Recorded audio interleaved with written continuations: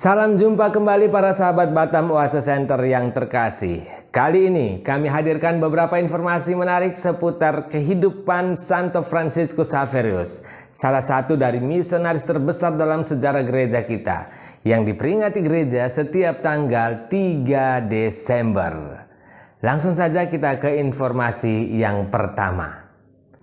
Ia lahir pada tanggal 7 April 1506 dengan nama Francesco de Jasso y Azpilicueta di Castil Xavier di tengah keluarga bangsawan Basque di Navarro, Spanyol. Ayahnya adalah seorang pengacara dan ibunya adalah pewaris dari dua keluarga bangsawan Navarro. Dia adalah anak bungsu dari 4 bersaudara.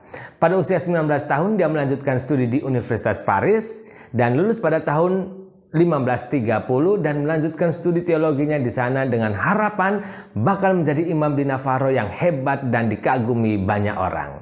Selama studinya itu, dia berkenalan dengan Santo Petrus Faber dan Santo Ignatius Loyola yang pada waktu itu sedang berusaha membuat sebuah serikat religius.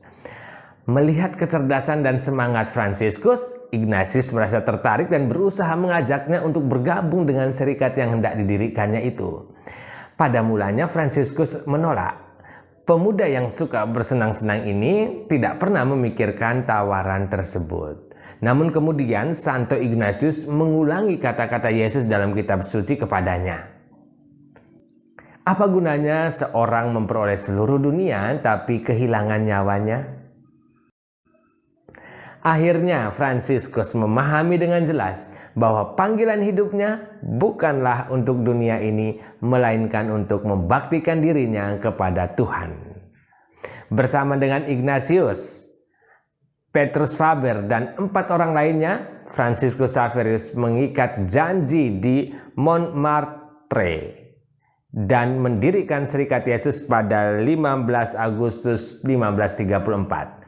3 tahun kemudian, tepatnya pada tanggal 24 Juni 1537, ia ditabiskan menjadi imam. Paus Paulus ketiga kemudian menyetujui pembentukan Serikat Jesuit pada tahun 1540. Informasi yang kedua, pada tahun-tahun awal pembentukan Ordo Jesuit itu, Portugal menjajah wilayah-wilayah Asia dan berpusat di Goa. Kehidupan bangsa Portugal di sana tidak mencerminkan semangat Kristiani yang baik, sehingga Paus meminta Ordo Jesuit untuk mengirimkan para misionaris mereka ke sana untuk memperbaiki pola hidup iman Katolik di sana.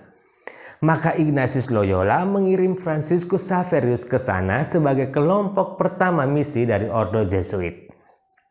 Fransiskus Xaverius berangkat ke India pada tahun 1541 pada ulang tahunnya yang ke-35, berarti pada tanggal 7 April 1541. Ketika ia pergi, ia diberitahu bahwa Paus mengangkatnya menjadi nuncio di kawasan timur.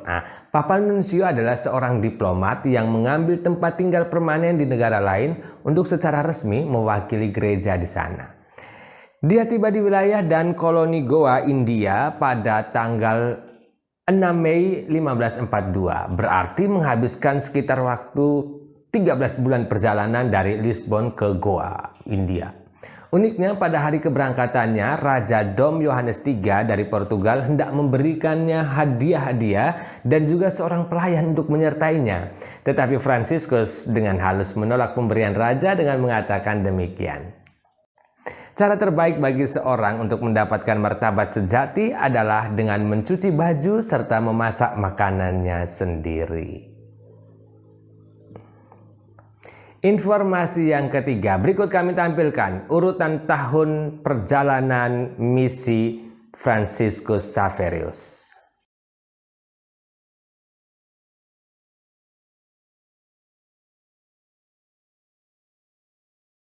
7 April tahun 1541 meninggalkan Eropa. Tanggal 6 Mei 1542 tiba di Goa, India. Pada tanggal 20 September 1542 ia mengadakan perjalanan misinya yang pertama di antara kaum Parava, para penyelam mutiara di sepanjang pesisir timur India Selatan. 3 tahun kemudian, yakni tahun 1545, ia berencana ke Makassar, Sulawesi, tetapi kapal yang ditunggu tak kunjung tiba.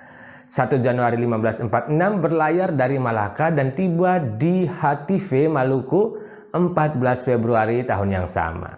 Setelah 1 tahun di sana dan membaptis ribuan orang, ia kembali ke Malaka pada tanggal 15 Mei 1547.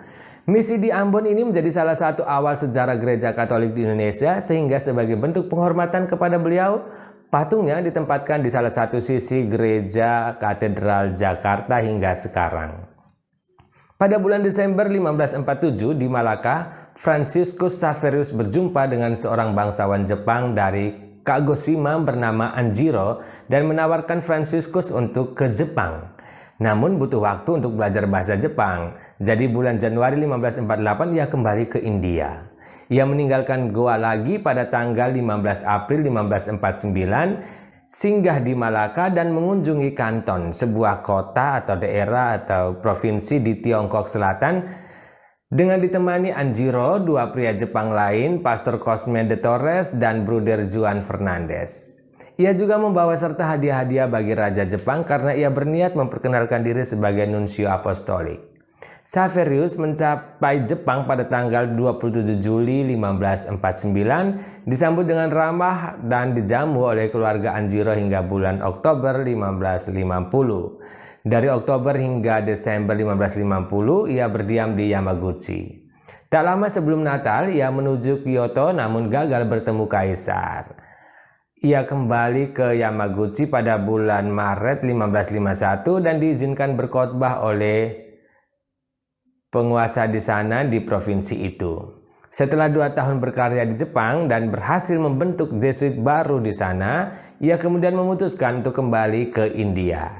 Nah, dalam pelayarannya itu, perjalanan pulangnya itu, suatu badai dahsyat memaksanya untuk singgah di sebuah pulau dekat Guangzhou, Tiongkok, tempat ia berjumpa dengan Diego Parreira, seorang pedagang kaya raya, sahabat lamanya.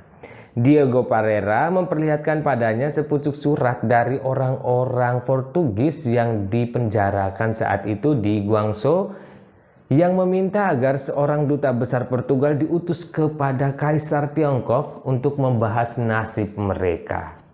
Mendapat pesan itu, ia melanjutkan perjalanan ke Goa, namun singgah di Malaka pada tanggal 27 Desember 1551, lalu sampai di Goa pada bulan Januari 1552. Pada tanggal 17 April 1552, ia berlayar bersama Diego Parreira tadi, meninggalkan Goa dengan menumpang kapal Santa Cruz menuju Tiongkok untuk membebaskan para tawanan di sana. Namun mendapatkan penolakan karena surat penunjukannya sebagai nuncio ternyata tertinggal di Goa. Di awal September 1552, Santa Cruz, kapal itu hanya mencapai pulau Sangchuan di Tiongkok, sekitar 14 km jauhnya dari pesisir selatan daratan Tiongkok. Saudara, ia berkarya dengan begitu gemilang di semua wilayah perutusannya, mulai dari Goa, India, Sri Lanka, Indonesia, Jepang, serta pulau-pulau lain di timur.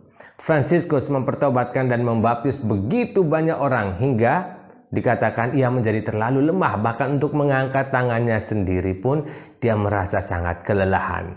Jejak kerasulannya dapat ditelusuri mulai dari pesisir timur India Selatan sampai ke Indonesia. Ia layak disebut Rasul sejati. Informasi yang keempat. Pada tanggal 21 November 1552, ia dilaporkan pingsan seusai merayakan misa. Ia meninggal dunia di Pulau Sangchuan tadi pada tanggal 2 Desember 1552 pada umur 46 tahun, tanpa pernah menginjakkan kakinya di daratan utama Tiongkok. Awalnya ia dimakamkan di sebuah pantai di Sangchuan di pulau tersebut. Jenazahnya yang masih utuh dipindahkan dari pulau itu pada bulan Februari 1553 dan disemayamkan sementara waktu di gedung gereja Santo Paulus di Malaka pada tanggal 22 Maret 1553. Pada tanggal 11 Desember 1553, jenazah Xaverius kembali dibawa berlayar, diangkut dengan sebuah sampan berhias dan tiba di Goa pada tanggal 15 Maret 1554. Peti jenazah dibuka dan setelah 16 bulan isinya masih saja segar. Selama 3 hari dan 3 malam berikutnya, masyarakat diizinkan memberikan penghormatan terakhir. Ribuan pria dan wanita mencium kaki jenazah Xaverius dan banyak mujizat dilaporkan terjadi setelah itu. Jenazah yang tidak membusuk itu kini disemayamkan di Basilika Bom Jesus di Goa. dalam sebuah peti perak dan dieksposisi untuk umum. Namun setelah lebih dari 200 tahun dibuka untuk umum dan karena kondisi jenazahnya sudah mulai rusak, akhirnya jenazahnya disimpan sejak tahun 1994 dan akan dibuka kembali untuk dilihat setiap 10 tahun berselang. Jadi jadwal eksposisi berikutnya pada tahun 2024. Informasi yang kelima. Pada abad ke-17, lengan kanan orang kudus ini yang sudah membaptis ribuan orang selama hidupnya dilepas dari raganya yang lain oleh izin pemimpin umum Jesuit dan disimpan di kotak perak di Roma. Demikianlah saudara kisah kesucian dan kerasulan Santo Fransiskus Xaverius yang luar biasa yang sempat mampir ke tanah air kita Indonesia dan menaburkan benih iman di Nusantara ini. Kiranya dengan mengenang jasa beliau, iman umat Katolik di Indonesia semakin diteguhkan.